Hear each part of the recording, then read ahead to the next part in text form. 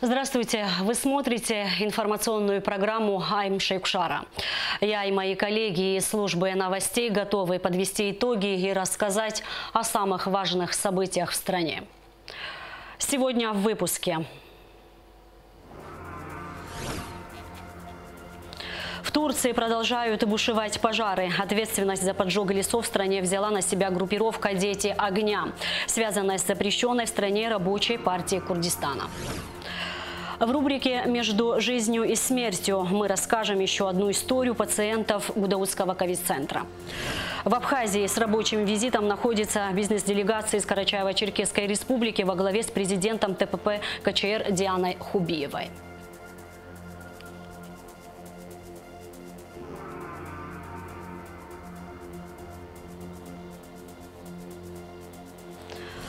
Восстановительные работы на Киласурской насосной станции завершились раньше намеченного срока. Через несколько часов вода подступит в дома на улицах братьев Зантария, Чанба, а также к жителям сел Баслата и Дзукта.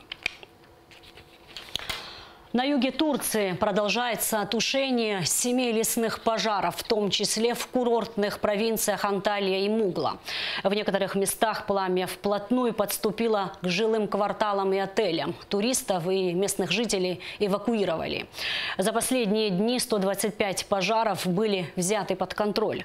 В их тушении задействованы 16 самолетов, 51 вертолет, 850 пожарных машин и около 5000 сотрудников. Страна получает помощь из разных стран, в том числе из России, Украины, Азербайджана, Испании и Хорватии. Как сообщил глава Минздрава республики Фахреттин Коджа, число погибших при лесных пожарах в Турции возросло до 10 человек, пострадавших около 900. По словам председателя Федерации абхазских культурных центров в Турции Атанура Акусба, среди пострадавших представителей нашей диаспоры нет. Ранее турецкая проправительственная газета «Иони Шафак» выступила с утверждением, что ответственность за поджог лесов в стране взяла на себя группировка «Дети огня», связанная с запрещенной в Турции рабочей партией Курдистана. Продолжает выпуск рубрика «Между жизнью и смертью».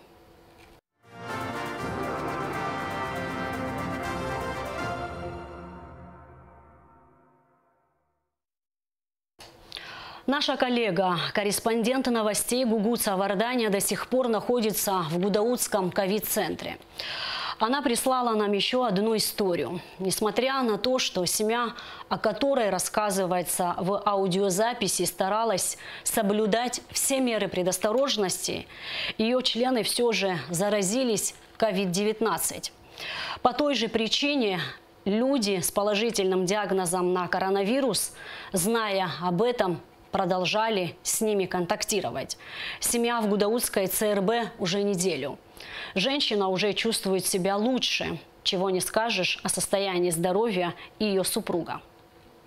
Естественно, соблюдаем маски, все вот как положено. Мы уже сколько вроде держались, но получается, что люди не все соблюдают, поэтому вот это на улице, конечно, заразились. А так надо лечиться, это очень коварная болезнь, которая к нам пришла. Очень надо в это верить и очень надо соблюдать все меры осторожности.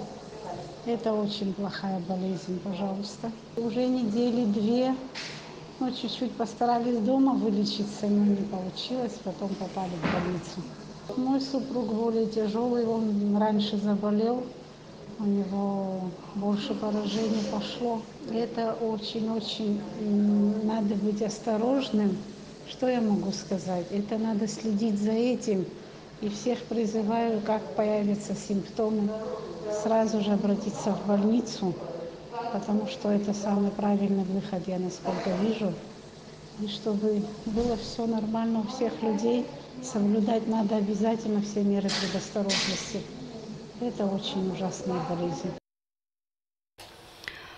В Абхазии с рабочим визитом находится бизнес-делегация из Карачаево-Черкесской республики во главе с президентом ТПП КЧР Дианой Хубиевой. 2 августа делегацию принимали в торгово-промышленной палате Абхазии. Обсуждались вопросы развития взаимовыгодных отношений, в частности, в сфере малого и среднего бизнеса. Кроме того, в рамках встречи ТПП двух республик продлили договор о взаимовыгодном сотрудничестве. Репортаж Эсмы Гуланце. Торгово-промышленная палата Абхазии продолжает осуществлять различные проекты, направленные на развитие предпринимательской деятельности. Открывая сегодняшнюю встречу с бизнес-делегацией из Карачаево-Черкесии, президент ТПП Тамила Мирцхулава подчеркнула необходимость развивать дружбу и сотрудничество между республиками. Нам, наверное, нужно найти какие-то совместные рецепты для того, чтобы и товарооборот между нашими республиками увеличивался, и дружба только с годами крепла, ну и чтобы экономика двух республик развивалась. Конечно, последние 1,5 года они были непростыми для нас, непростыми не только для двух маленьких республик, но и для всего человечества. И в первую очередь эти последствия связаны с пандемией. Но я думаю, что вот сегодняшняя наша встреча, она уже говорит о том, что у нас идет взаимодействие на таком доковидном уровне. И я уверена, что бизнесу и инвестициям в первую очередь нужно спокойствие и политическая стабильность. Это то, к чему сегодня Республика Абхазия стремится. Со своей стороны участники бизнес-делегации поблагодарили за теплый прием и выразили надежду на дальнейшие плодотворные взаимоотношения, в частности, в сфере малого и среднего бизнеса. Успехи торгово-промышленной палаты Республики Абхазии мы не понаслышке знаем, что вы развиваете этот сектор очень активно. Так как мы сейчас развиваем активно экспорт, мы хотели бы попробовать, вот это первая наша бизнес-миссия, когда мы хотели бы сейчас начать именно с пищевой промышленности. Я думаю, что уверена, что ваша республика часто закупает пищевую промышленность, и поэтому, думаю, это будет одним из самых таких актуальных направлений. Стороны планируют обсудить возможности сотрудничества в области туризма и экспорта различной продукции, экопродуктов, удобрения для растений, минеральной воды и натуральной косметики. На встрече также отмечалось, что взаимоотношения между республиками носят не только экономический характер. Плохие времена, когда было тяжело Абхазии, это 92-93 год, представитель нашей фирмы предоставлял гуманитарную помощь братскому народу Абхазии. Это не реклама, это я просто говорю. Это муку дадим, макароны дадим. Я лично знаком очень хорошо с Абхазией.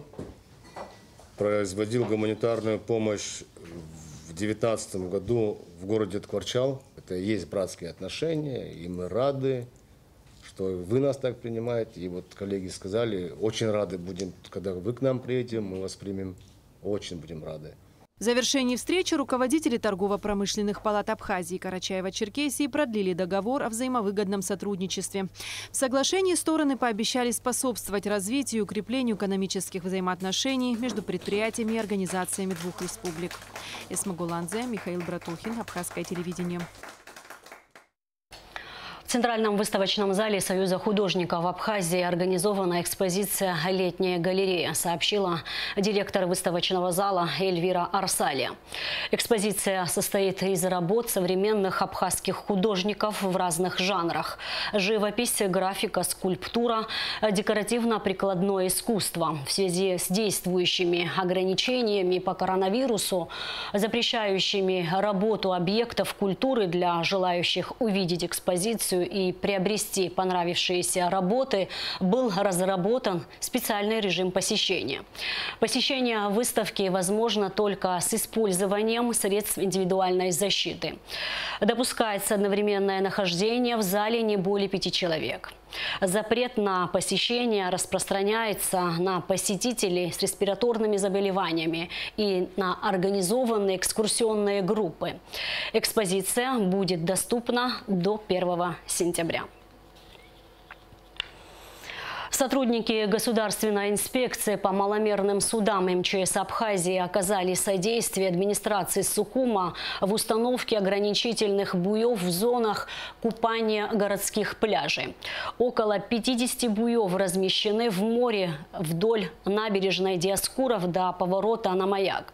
Буи находятся на расстоянии от 30 до 50 метров от берега в зависимости от глубины воды в ограничительной зоне, выделенной для купания. Восстановительные работы на Киласурской насосной станции завершились раньше намеченного срока. По словам заместителя начальника департамента ЖКХ Руслана Авицба, резервуары уже заполняются, и через несколько часов вода поступит в дома на улицах братьев Зантария, Чанба, а также к жителям сел Баслата, Дзукта и частично района Турбазы. Восстановление 120-метрового напорного водовода диаметром 50 сантиметров на Киласурской насосной станции началось 29 июля.